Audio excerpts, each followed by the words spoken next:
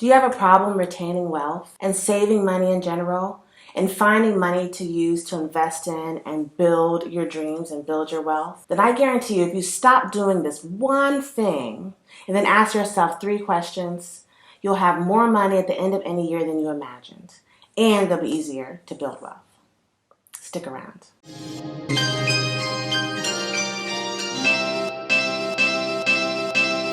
Real Teddy Talk.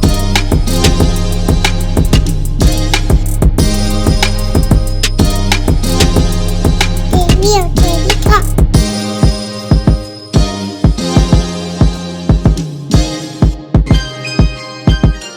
Hey YouTube, it's your girl, The Real Teddy Talks, educating you every Monday, Wednesday, and Friday on entrepreneurship, the hustle and your grind, and building generational wealth. And today we're going to talk about wealth building and what's probably stopping you from building wealth. And it's one word, flexing. And those of you that aren't familiar with the urban vernacular of flexing, it means showing off something to prove something to someone. So you're doing it for egotistical motives and to prove that you have something that you may or may not have. So stop projecting your wealth onto other people. Now you may do this on a large scale or a small scale, but I always do the test, right? If you bought something expensive, usually, not always, something nice, something expensive, something unusual, something unique, and the first thing you want to do is show that thing off to someone you don't like, then you know you probably don't need it. All right? So stop trying to spend money you don't have to impress people you don't like. How much money you have is none of their business. All right? How much money you have is your business. It's your benefit. So why would it be their business? Okay? And to be your little barometer, I'm going to have you ask yourself 3 questions when you want to buy something that's generally expensive. And I say expensive is anything over $100. If I leave the house and I want to buy one item that costs over $100, I usually have to think about it. I look at it, I price it, and I don't buy it right then because I feel like that's a splurge buy or a spontaneous buy, and I don't like to spend that kind of money on things spontaneous. Yes, $100. I don't like to spend $100 on one single thing spontaneously, all right?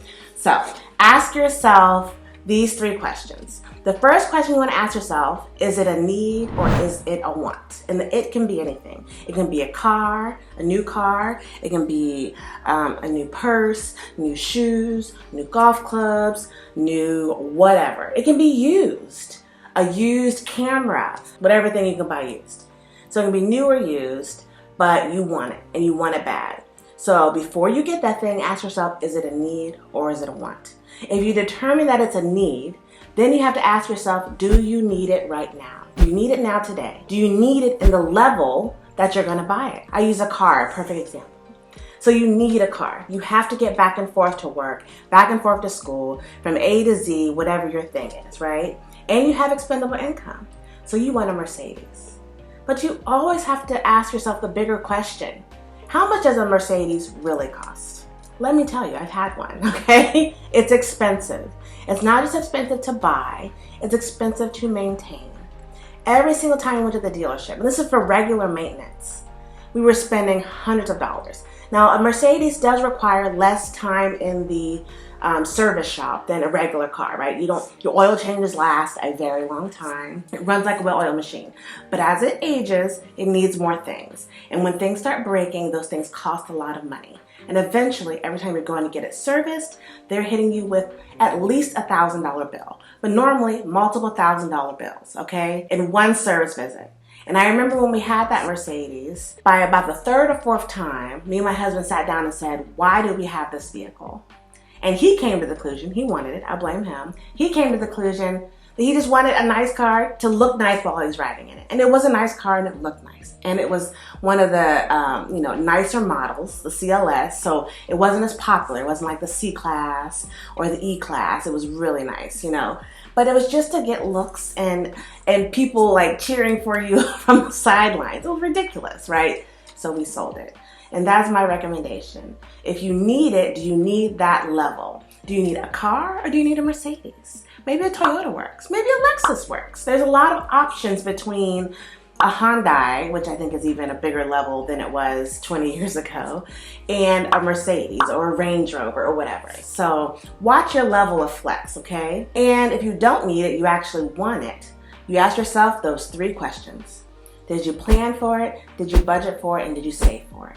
And if it's expensive and you didn't plan for it, budget for it, or save for it, then you don't need it, all right? So that was the first question. Is it a need or is it a want? The second question you have to ask yourself is this thing going to make me money? Am I buying an asset? Am I buying an investment?